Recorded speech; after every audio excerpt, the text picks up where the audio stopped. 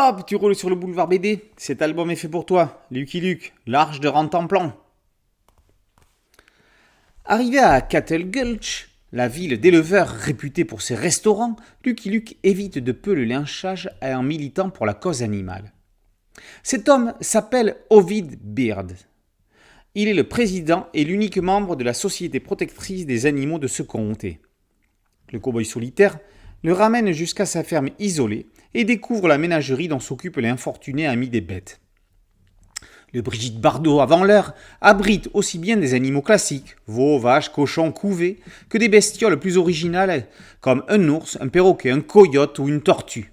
Il y a même un chien. Mais c'est Rantanplan. Beard l'a repêché dans un puits il y a 3 semaines. Alors que Lucky Luke repart pour escorter 200 têtes de bétail à Dodge City, le fermier crée une fondation en ville grâce à un gisement d'or que Rantanplan vient de dénicher fortuitement sur sa propriété. Cela va susciter des convoitises pas bienveillantes du tout à Cattle Gulch.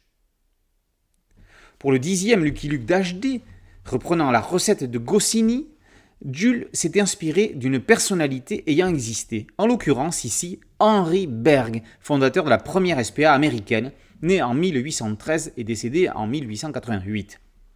Grâce au mécénat d'un milliardaire d'origine française, regrettant d'avoir fait fortune avec le commerce des peaux et des fourrures d'animaux, Berg consacra sa vie à la cause après avoir vu le comportement brutal et inadmissible des cochers de New York.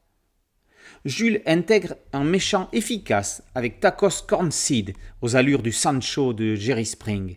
Il réussit un final émouvant avec le genre de scène qu'on n'a quasiment jamais lu dans Lucky Luke.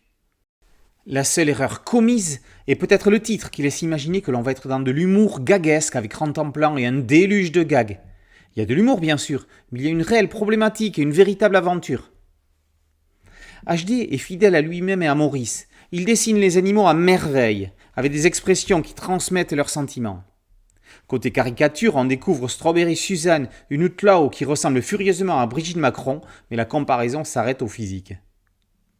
Même si l'on ne pourra jamais atteindre des albums du niveau du 20e de cavalerie, West End Circus ou l'héritage de Rantanplan, il est salutaire pour le monde de la bande dessinée que des séries comme celle-ci se poursuivent pour amener, par le biais de nouveautés, un nouveau public vers des albums du patrimoine.